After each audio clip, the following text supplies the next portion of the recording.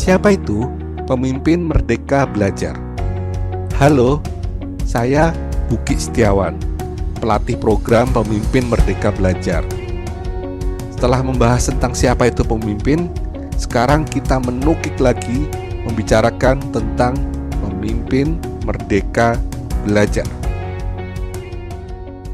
Siapa itu pemimpin Merdeka Belajar? Pendapat yang sering muncul adalah pemimpin yang bebas menggunakan kewenangannya. Pemimpin yang bebas mau melakukan apa saja.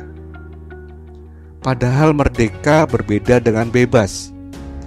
Bebas adalah kesempatan yang seluas-luasnya melakukan tindakan yang diinginkan.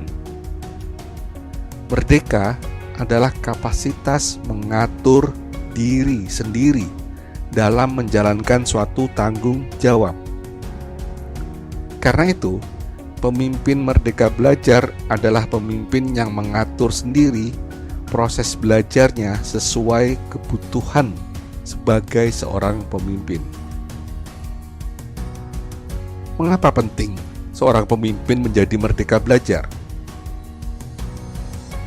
Dalam podcast sebelumnya sudah kita bahas bahwa pemimpin adalah penggerak perubahan pendidikan. Ia mengantisipasi perubahan di internal dan eksternal sekolah, yang tentu butuh perubahan pada diri sendiri. Menjadi pemimpin berarti siap melakukan perubahan secara berkelanjutan. Karena itu, seorang pemimpin butuh mengembangkan kemampuan merdeka belajar. Mereka yang menjadi pemimpin Merdeka Belajar mempunyai 3 ciri. Pertama, komitmen pada tujuan. Kedua, mandiri terhadap cara. Ketiga, melakukan refleksi. Mari kita kupas satu persatu. Komitmen pada tujuan.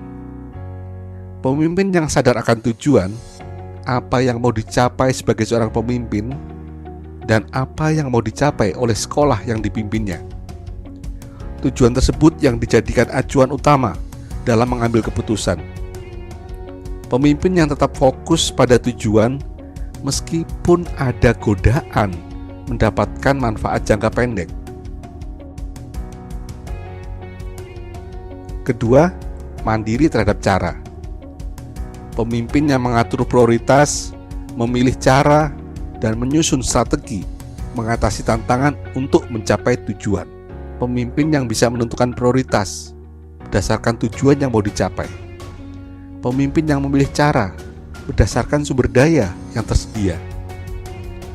Pemimpin yang menyusun strategi yang adaptif terhadap tantangan yang dihadapi. Ketiga, melakukan refleksi. Pemimpin yang melakukan penilaian diri dan meminta umpan balik dari orang lain untuk mengetahui kekuatan dan kebutuhan belajarnya. Pemimpin yang merefleksikan tindakan dan capaiannya untuk menentukan aspek yang telah efektif dan aspek yang masih perlu diperbaiki. Menjadi pemimpin Merdeka Belajar diawali dari proses refleksi terhadap pengalaman dan perjalanan hidupnya. Kemampuan refleksi terlihat sederhana, tapi pada kenyataannya membutuhkan kemauan kuat dari seorang pemimpin. Kecermatan, memahami pengalaman dari berbagai sudut pandang, kejujuran, menerima diri apa adanya tanpa berusaha menutupi, kesediaan mengakui kekeliruan sebagaimana mengakui keberhasilan. Pemimpin yang reflektif akan lebih adaptif dalam menyesuaikan strategi pencapaian tujuan. Pemimpin yang reflektif akan lebih mungkin mengajak warga sekolahnya melakukan refleksi. Ada 9 kebiasaan yang dilakukan seorang pemimpin Merdeka Belajar. Pertama, melakukan evaluasi untuk menentukan capaian, bukan mengabaikan. Kedua, meminta umpan balik untuk melakukan perbaikan, bukan menutupi diri. Ketiga, melakukan refleksi untuk memulai pertemuan, bukan menceramai. Keempat, menetapkan prioritas untuk merencanakan pekerjaan, bukan membiarkan.